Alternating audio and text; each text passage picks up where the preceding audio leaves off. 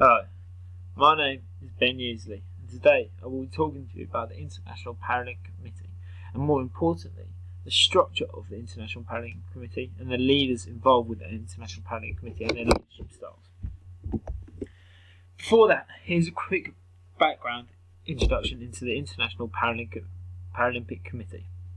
The International Paralympic Committee, or IPC for short, is an international non-profit organisation founded in 1989.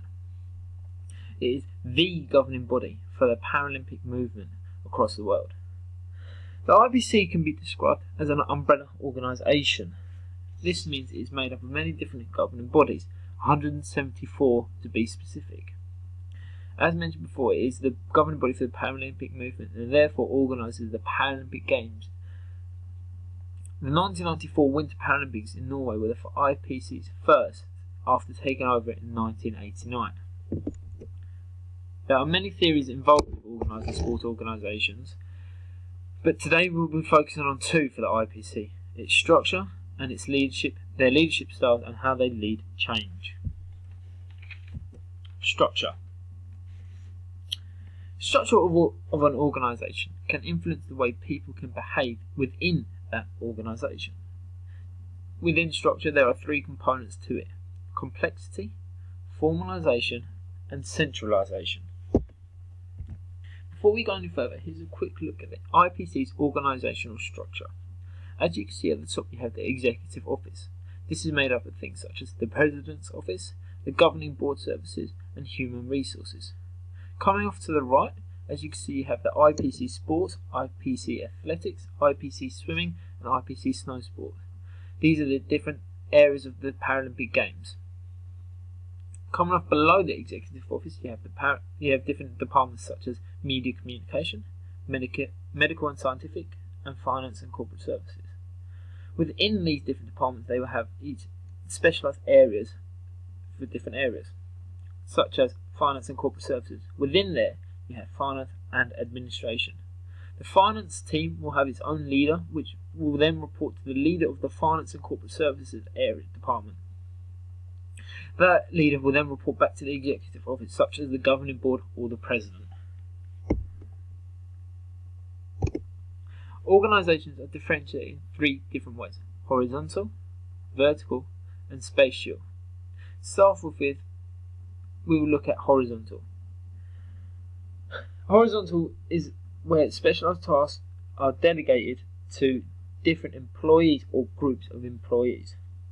This prevents employees carrying out multiple tasks needlessly. A good example that could be within the IPC could be the finance and administration within the finance department.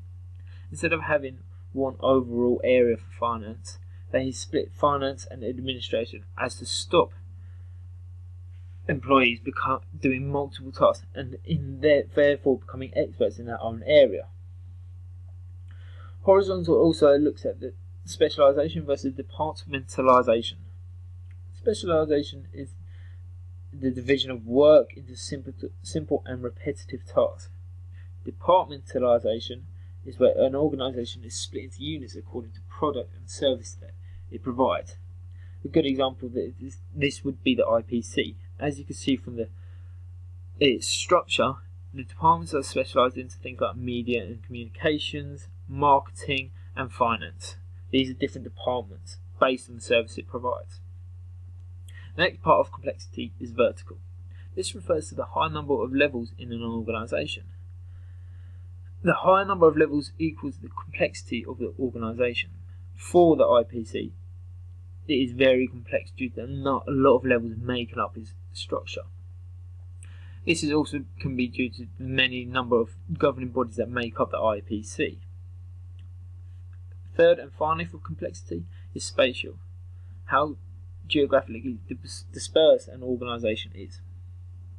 In terms of the IPC, it is very spatial, as this is mainly due to the IPC being made up of 174 different governing bodies, and these governing bodies aren't centralised in one country, they are from across the world, very similar to how the IOC works. Formalisation. Formalisation is a process where the management of an organisation creates rules, regulations and procedures. As an organisation becomes more complex, the need for formalisation becomes greater. Within the IPC, it is, as being mentioned, is made up of 174 different governing bodies. This makes it a very complex structure. Because it is much more complex, it has a lot of formalisation within it. For the different governing bodies, all 174 will have different rules, regulations and procedures in comparison to one another. Centralisation. Centralisation is a level at which decisions are made inside the organisation. For example, if a CEO has full control of an organisation, that organisation is very centralised. The IPC doesn't have a CEO, it has a president instead. The president sits in the governing board, making all the decisions, which would suggest it is very centralised.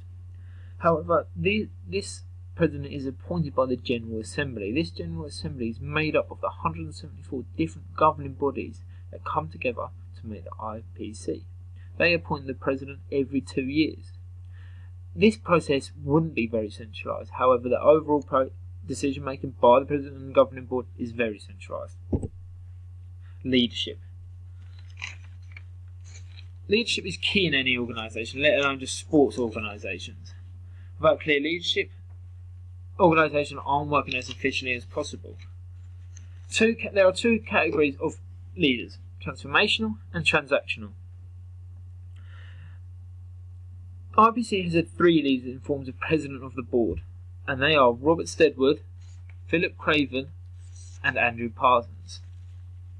When Robert Stedwood took over in 1989, he became the inaugural president of the IPC.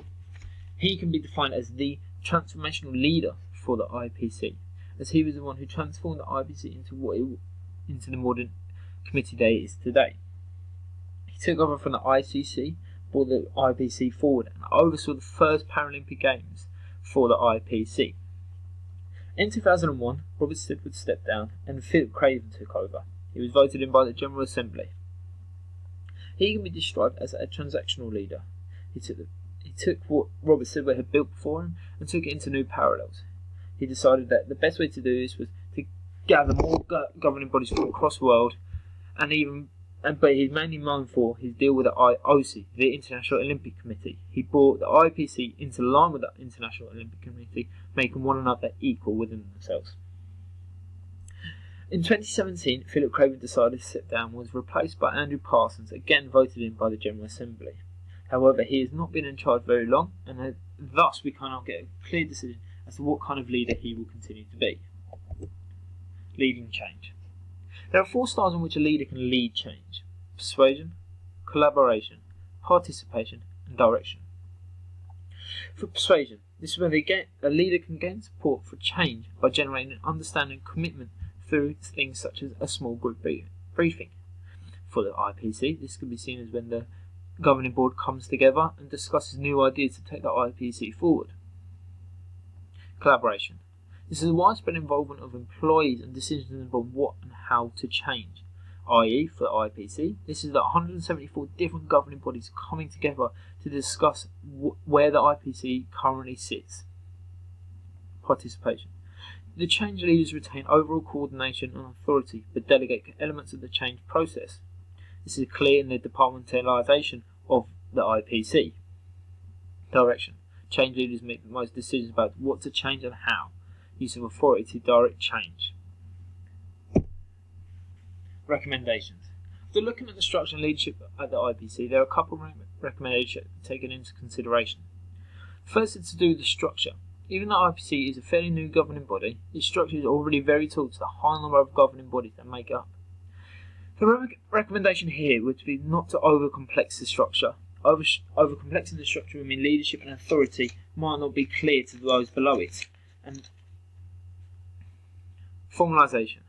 Because of the high number of governing bodies that make it up, and the different rules and regulations that each body has, the IPC should set a standardised set of rules and regulations that should be universally followed. This will stop confusion between the different governing bodies and would allow the rules and regulations and the punishments if they are broken much easier behind them.